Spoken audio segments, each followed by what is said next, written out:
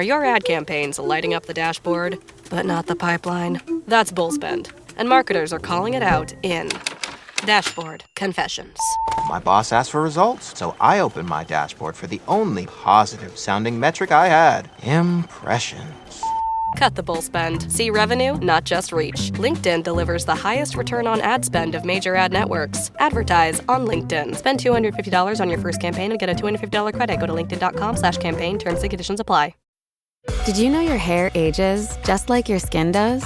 The new Chronologies line offers luxurious youth revitalizing care for aging hair. It reverses the 5 key signs of hair aging: lack of thickness and volume, dullness, dryness, and frizz in just one night. Use the full range of Chronologies shampoo, mask, and overnight serum and wake up to visibly fuller, smoother, healthier hair. Shop the new Chronologies line at kerastase.com. This show is part of the Head Stuff Podcast Network. Welcome to the Baby Tribe. I'm your host, Afif El-Kafash, neonatologist, pediatrician, and lactation consultant. And my co-host is Anne Doherty, obstetric anesthesiologist. This episode of the Baby Tribe is sponsored by HappyTummy.ie and BioGaia Ireland. BioGaia contains the probiotic Lactobacillus reuteri, the only clinically proven probiotic to help infants with colic. They also have probiotics suitable for the whole family, like BioGaia Prodentis for oral health, one of my favorites. Let's get on with the show.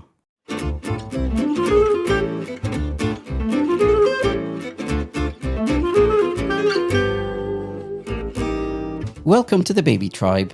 All right, today's guest is somebody I need to be very careful with because she's actually my comedy tutor. So if this goes well, I'll take full credit. If it bombs, it's totally on her. We've got the brilliant Aideen McQueen in studio today, comedian, performer, former teacher, and unfortunately for her, now responsible for trying to make me funny, which is very ambitious. Now we're talking about something a bit different today. Not nappies, not sleep training, not reflux, although to be fair, some adults I know still struggle with all three. And not a word out of you. We're talking about the idea that not everyone's life follows the same script. The whole meet somebody, settle down, have kids trajectory, and what happens when that doesn't quite pan out the way you expected. And because this is Aideen, we're not doing it in a heavy doom and gloom way. There'll be honesty, a bit of chaos, and probably a few uncomfortable truths, and ideally some laughs at my expense. So Aideen, welcome to the Baby Tribe. Please go easy on me. Thank you very much, Afif. Do not go easy on me. Okay, well, I didn't know this was a roast of Afif. I would have got my list. Is every day not a roast of Afif? a little bit. He takes it. I feel like I should have texted you ahead of time and gone, just to let you know. Every episode is a roast of Afif. Yes. Yeah, generally, I know. So for people that mightn't know you, can you tell us a little bit about yourself? Okay, so for the people who might know me, which is everybody, let's face it. That's not true. I am a stand-up comedian and I do the clubs. I've been a club comedian for years. So the club comedian is the person that you go on a night out to a comedy club like the International, like the Crackdown, and there'll be a lineup of 3 or 4 acts and I'll be one of those people. And I also run the comedy school where Afifa is one of my star pupils. Thank you. And that's how we met. So I've been plodding along doing that, but lately I've been doing my own show, which is a comedy play called Waiting for Texto. And that's been doing great. Basically, I started off with my sister and we were talking one night and my sister was just kept looking at her phone. She kept looking at her phone. And it's obviously a lad. She's not waiting for Deliveroo, Yeah. Mm-hmm. And I said, what's going on? And she was just in a bits. And she said, it'd be amazing if there was a movie about a night where you're just waiting for a text from that one person. Yeah. And I thought, movie? What if we did a play? Yeah. So it was one of those conversations you have late at night and you think, oh, nothing will happen about it. But we actually did. We started writing the play and Aoife is great at prose and she's journalistic and, she used to work in politics and so she was speech writing and there was a lot of heart in what she writes, where I'm like, jokes, cock, make him laugh. So I was writing all these jokes and she was like, Aideen, maybe can we just be serious here for a bit? Or you need a bit of pathos here. Or what does she really mean by that? And so there was a good combination. So we came up with a play and Bewley's Theatre wanted to do some comedy. And they asked a friend of mine to organise some. So I said yes. But I didn't do comedy. I tricked them. Okay. I did the play. And they were so good in Beaulies. They let us practice every day. We went in for the whole day. We'd be practicing, setting it all up. And then we did the play and it was like great success. Great. It got a great reviews. And we thought, okay, this is women really responded because the play is about, you know, the torment that you put yourself under and the pressure that you put under yourself to be perfect, to get everything that you're supposed to have, all the milestones in life. And when you don't have that, you're kind of blaming yourself. Yeah. Because women now, we're supposed to have it all. We can have it all. But it's really difficult to have it all. And sometimes it's not your fault. A lot, you know, it just didn't pan out that way for you. And just letting go of the blame for that and being able to enjoy your life, regardless of whether you got all the things that you want or you thought you needed in life. So it's been really cathartic for me doing it, really cathartic for my sister. She's 40, I'm 43. And we are both without child and unmarried. Oh my God. How did you fall through the net? I'm only messing. Yeah, I'm totally messing. No, we get was that. being sarcastic. We get that. Thanks, 1950s mom. Yeah, exactly. Well, I mean, I know for me, I was a massive alcoholic. So I'm in recovery now, 3.5 years sober. I do a lot of work around that. Well done. Thank you. But so it was probably a good thing that I fell through the net. I mean, a lot of men tried to catch me and I was like uncatchable, you know. I would have liked to have all of those things. And I'm not saying I can't still have it. You know, if I tell somebody I'm 43 now and I probably won't have a child, some people get so upset. No, you've loads of time. And I'm like, really? Do you think it's because they feel under pressure? They feel under pressure, I think, and they don't want to admit that actually it's They feel fine a tick-tock. yeah, it's true. Because it's like saying what I'm trying to say is I would like to have kids. I would also love to have a mansion. But if I don't have a mansion or children, I'll be happy. Yeah. I mean, so it's the acceptance of that. I have a lovely career that I really enjoy. I have loads of friends. I've got great fellowship with working with other alcoholic women. You know, I do a lot. They're involved in lots of stuff. So I will, just that faith that I'll be okay.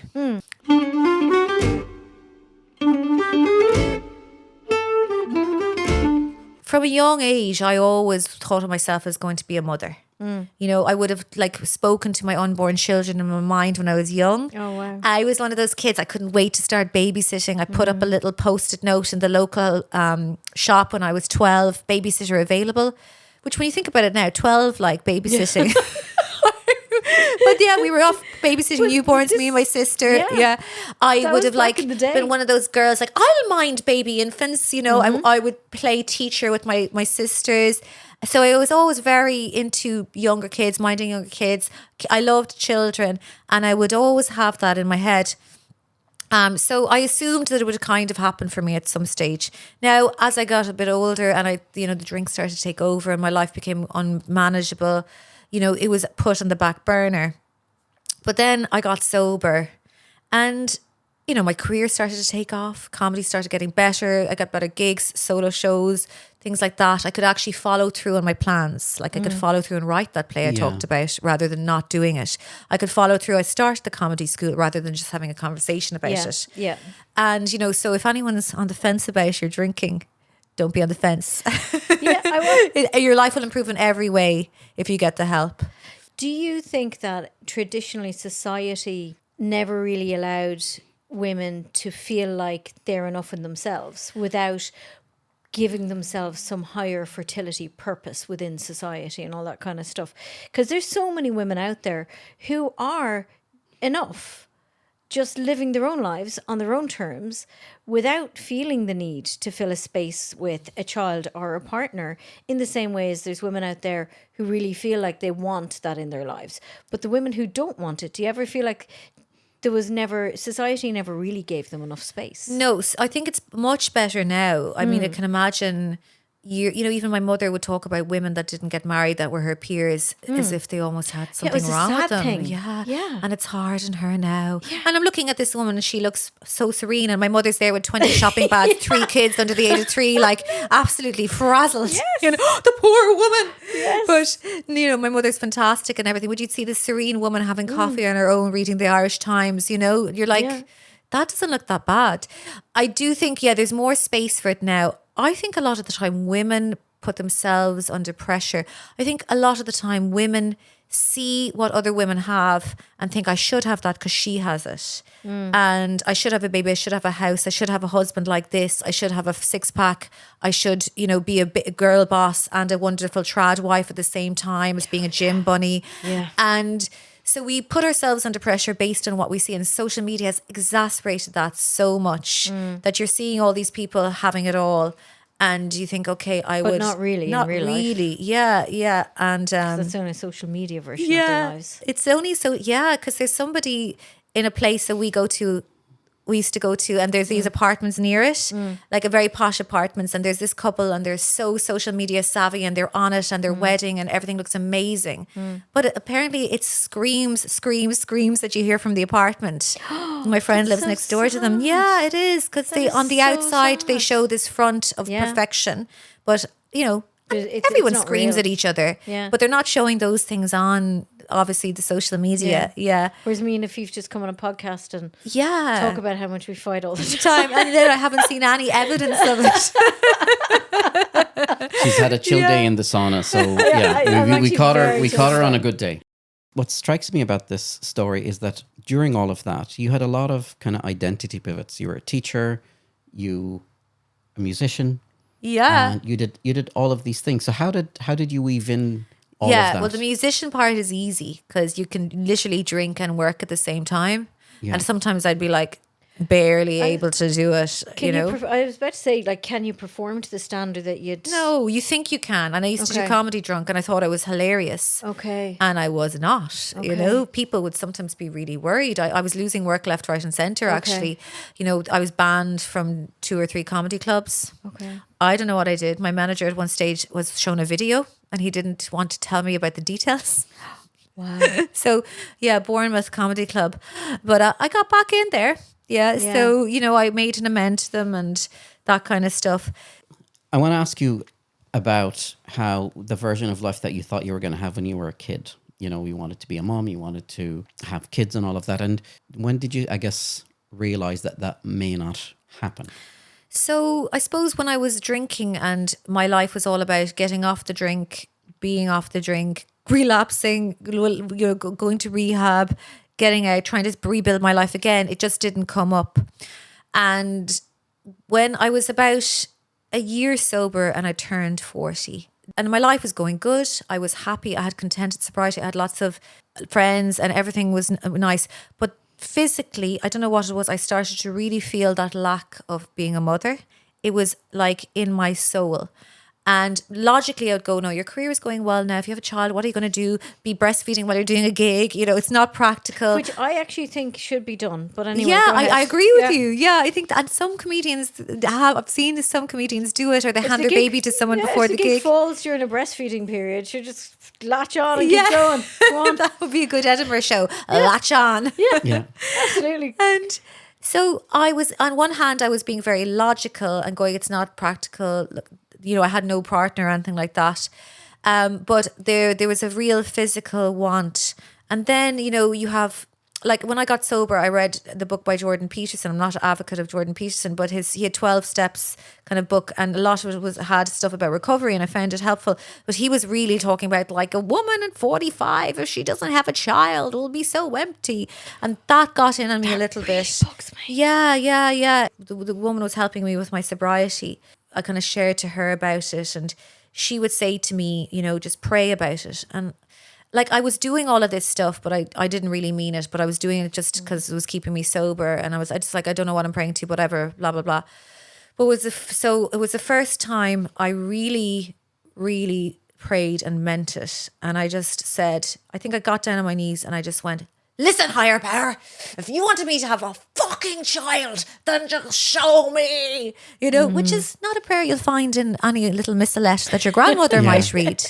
But I didn't know what I was talking to. I didn't know what I was doing. But I was like, I can't keep thinking about this. It's making me sad. I'm not able to enjoy my life because I'm thinking about this all the time. There's a physical push-pull. So I did that, and then I was working in a town called Bath in England, Bath, and beautiful town. And I went into a 12-step meeting, I didn't know anybody. I met this girl and she was very young. She was really rattled, and it was a lovely meeting. And I just got this urge to help her. And I said, let's go for lunch. I bought her lunch. She was homeless. Then I went to another meeting with her. And the next day I went to a meeting. And I got this very profound feeling that I would be okay. You might have children, you mightn't. But you can be maternal outside of being an actual mother. You can help other women in recovery. But then she got in touch with me a year ago and she's like, thank you for sticking by me. I actually got into a treatment centre because I'd been trying to get her into one. And I really appreciate it. I visited her in Weston-super-Mare twice. I give her, birthday presents, Christmas presents. And I'll go over and visit her again soon. And she'll be like a year and a half sober soon. Now, that doesn't happen with everyone you meet. But it was the first time. I remember the next day after meeting that girl, I woke up. And instead of waking up and thinking, oh, Jesus Christ, what am I going to do today? What's on the schedule? Aideen, me. My first thought was about her and not me and not my struggle or not everything that I had to do. And so that was just a very clear message that I'd be okay. Yeah. And it does creep back up. My sister had a baby and I was like, oh my God, Where's mine? Yeah, where's my child? Yeah. But I see my friends, it's just a different life. Yeah. But I do think it is important for people to be able to give care and, to contribute. Yeah. I think that gives you purpose. I think people like you have a really strong instinct to nurture. Yeah. And to build. And I think we've always been taught that is your maternal instinct and it has to go down a maternal route. But I think there's so many people out there who've been raised by aunts and been raised by siblings, and who've been nurtured by those people, So I think I totally understand what you're saying. And fulfillment comes from a lot of different places. But it's a lovely way to put it, that it's something that you have to give outside of yourself. Yeah. To find a pathway for it. Otherwise, it just builds up like this push-pull ache inside. I think that it's a lovely way to put it. Do you think that by you caring for this person, that it was almost an outlet for your maternal instinct? Definitely, 100%. Yeah, it was. Yeah. So, I do help other people, but that was the first time that it was very clear, and it was the first time that I kind of put my faith in the universe, let's say, or a higher power to kind of give me the guidance that I needed. A lot of parents will relate to what you said because, again, people are always thinking inwards, about themselves and everything. And then when you have a child, you have to go outwards and care for that child. Yet that, yes, is yours and you made and whatever. But you relay a very similar story to that person that you connected with and helped and had a huge impact on their life. That's what we do as parents. So yes, it is not parenting, but I see the parallels there, and we had Aoife Dunn on the show not too long ago, who lost her mother when she was very young, and she had to end up caring for her. Yeah, her story is fascinating and so beautiful. Is fascinating, but again, it is a very. It's not the same story, but it has similar threads and themes. Yeah, definitely. Without being a mother, you're still caring for people. And that's why I really object to the idea in society of that we grew up with, where if you don't get married and have children, you've somehow got no purpose. And I think it's horrible. Yeah. Because, people and women have who have that nurturing instinct, even regardless of how they apply it, it's hugely valuable in society. And if you don't have to focus at all within your own family, it can be hugely beneficial to the rest of the world. We're taking a quick break to thank HappyTummy.ie, the official distributor of BioGaia probiotics, for supporting the Baby Tribe. BioGaia's probiotics are a game changer for baby health. Their Protectis formulation with L. reuteri strain is clinically proven to reduce crying time in colicky infants by up to 75% in just 3 weeks. Just a few drops a day can make a big difference, and their baby drops come with vitamin D, which is one less thing for parents to think about. And they're not stopping at tummies. BioGaia now offers probiotics as a handy-to-take minty lozenge for oral and gum health support too, with their new preparation BioGaia ProDentis. Visit HappyTummy.ie to learn more and give your crew the gift of a happy tummy and a healthy smile.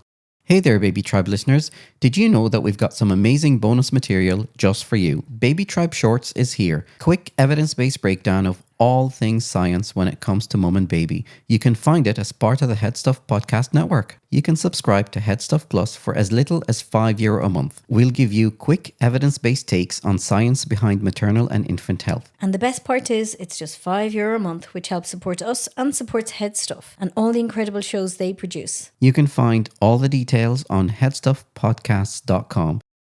Your favorite local grocery stores like Kroger, Ralph's, Fred Meyer, and more are now delivering on Uber Eats. Get 40% off your order of fresh, quality ingredients. Whether you just got home to an empty fridge or suddenly got a craving to whip up something new, you can get everything you need delivered in as little as 25 minutes. Get 40% off your order with code Kroger2026. Plus, members get $0 delivery fees. Order now on Uber Eats. Orders of $30 or more save up to $25. Ends 4/30/26. See app for details. When you have 4 new tires, every drive feels fresh. Right now, buy 3 Select tires and get 1 for just $1 during the GMC Certified Service Fresh Start Tire event. Visit gmc.com/service offers or see dealer for full details. At participating US GM dealers only. Highest or equal value tire will be $1. Offer ends May 31st, 2026. Not available with other offers. Struggling with weight loss? Prolon's 5-day fasting mimicking diet is a clinically developed nutrition program designed to promote fat loss while protecting lean body mass. Developed at USC's Longevity Institute, it assists the body in entering a fasting-like state that helps reset metabolism and target visceral fat. In just 5 days, Prolon offers a science-backed approach to weight loss without extreme restriction or guesswork. Get 15% off plus a $40 bonus gift when you subscribe at prolonlife.com/now.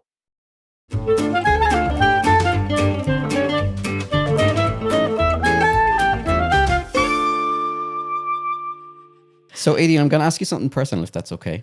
Yeah, like as if none of this has been quite personal. I know, yeah. I mean, I'm skating around the edges of small talk here. I know. So how does it play? We don't know how to do small I talk. don't know, big talk only here. Yeah. How does it play out with dating? When Oh, like, Jesus, he did go there. Okay, Go on. well, no, Afiq. I'm interested in Which part? though? the having babies conversation, and I know you don't have that at the start, or does that ever come across, or is it? Look, I haven't dated in 22 years. You barely dated then, love. Go on. We True. heard the stories. yeah. I mean, it is my main skit at the moment. How we met. Yeah. But like, does that come into the conversation, or is that something that you think about when you are dating somebody? Well, I think since I had that kind of, I suppose it's spiritual experience in a way with my maternal instinct that I'll be fine or not. It wouldn't be something that'd be under pressure with. Like I dated one guy about 2 years ago and he was interested in having kids, but there was something not quite right about it. Okay. Even though he's a nice man and everything like that.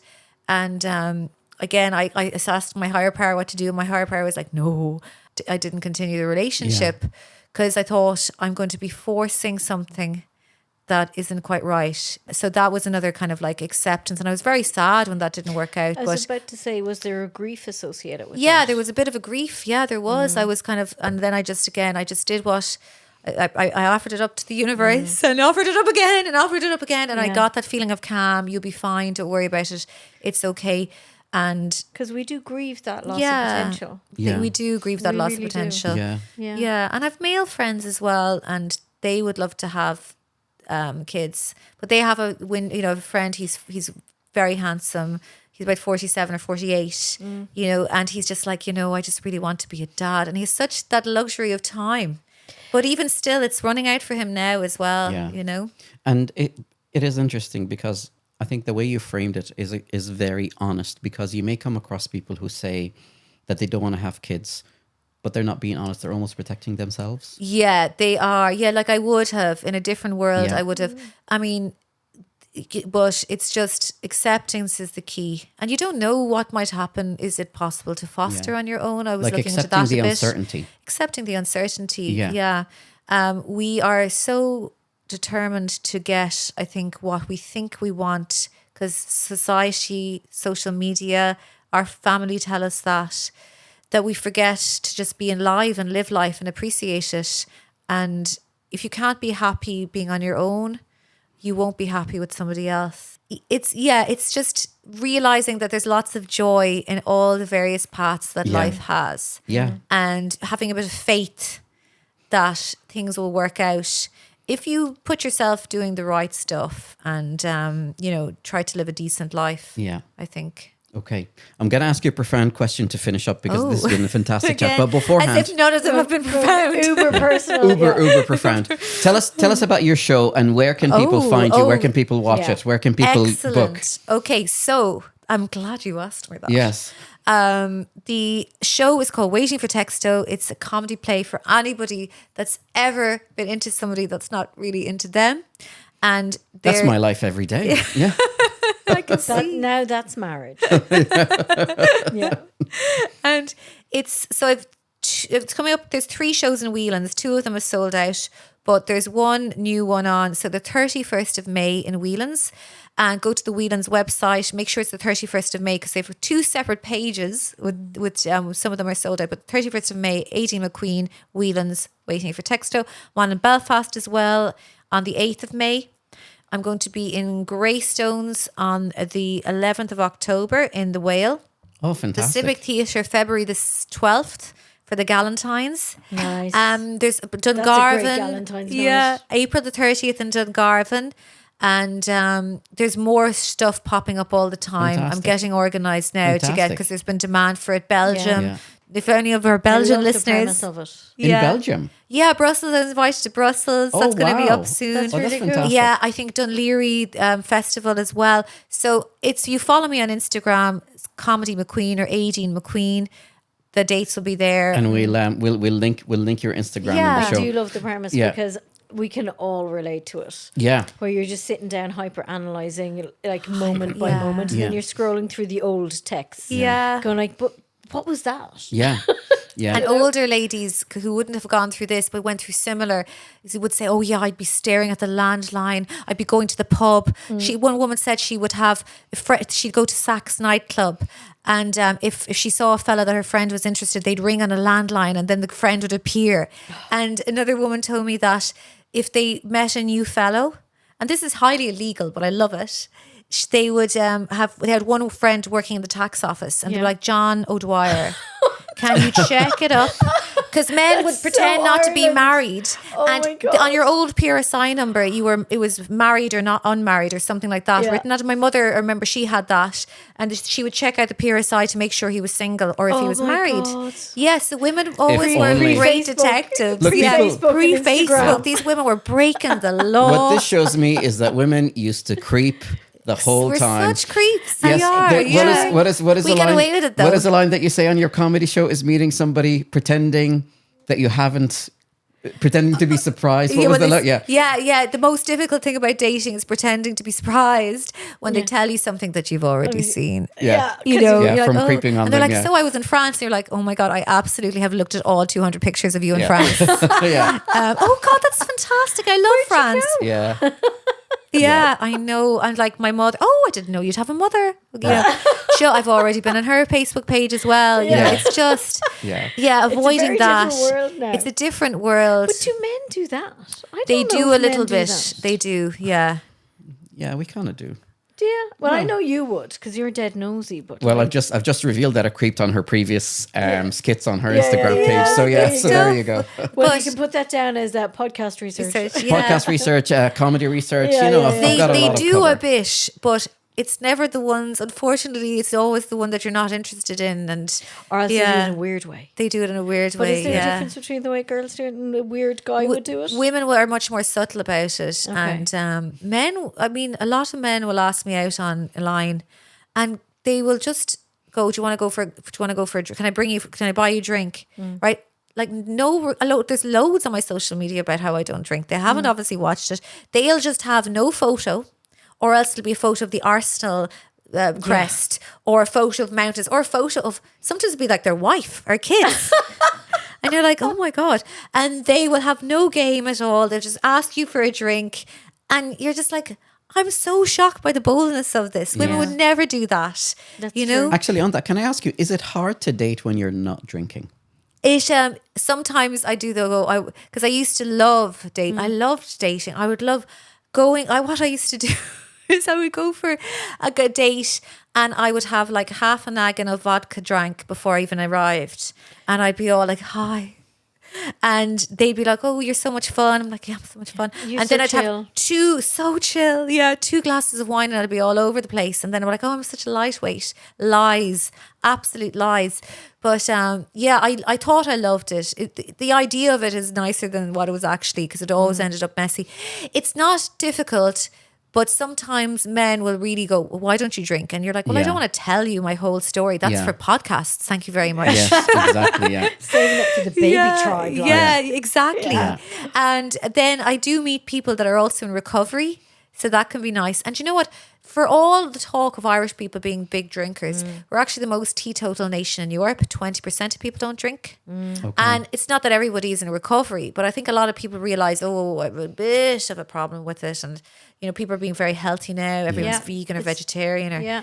that. So it's not the big shock that it used to be. Men sometimes think, "Oh my God, I can't drink in front of you if you're not drinking." And I'm like, "No, you can. It's fine." If he Okay. doesn't drink, I drink. Yeah, if I came in a sling to a date, would you also pretend not to move your arm? I'm just not going to in use my left empathy. arm for this. Yeah, to empathize with me. So it doesn't bother me at all. I Yeah. mean, if they were absolutely sloshed, I might think, okay. I do like the odd non-alcoholic cocktail, I have to say. Anyway, final question. This has been, I have to say, fantastic conversation. Really, really enjoyed it. But if somebody's listening that is in the same uncertain space, what would you say to them?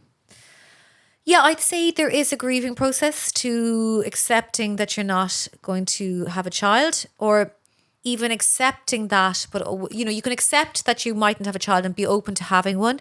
And I think it does take a bit of work. I mean, I kind of have this fellowship of my recovery. I can deal with stuff through that. I think counselling would be a good idea. My sister, who's not in recovery, another sister of mine who hasn't had a child, has done counselling around that and acceptance, talking to people about it, talking to other women. And it's important to replace, you know, realise that if you do have that maternal drive, that it's good to place it somewhere and just have faith that you'll be okay, and have faith that you can use it in other ways. And don't get your self-esteem from feeling that you're a failure just because you haven't done this. It's not your fault. You're not a failure if you haven't managed to do all of these things. Well, Aideen McQueen, thank you so much for joining us on The Baby Tribe. Yeah, Thank you, Thief. so much. The Baby Tribe is proudly sponsored by HappyTummy.ie, the exclusive distributor of BioGaia probiotics, providing support for gut and oral health for the whole family. This show is part of the Head Stuff Podcast Network, a hub for the creative and the curious. Shows are produced in association with Head Stuff and the Podcast Studios Dublin. Find out more or become a member at headstuffpodcasts.com.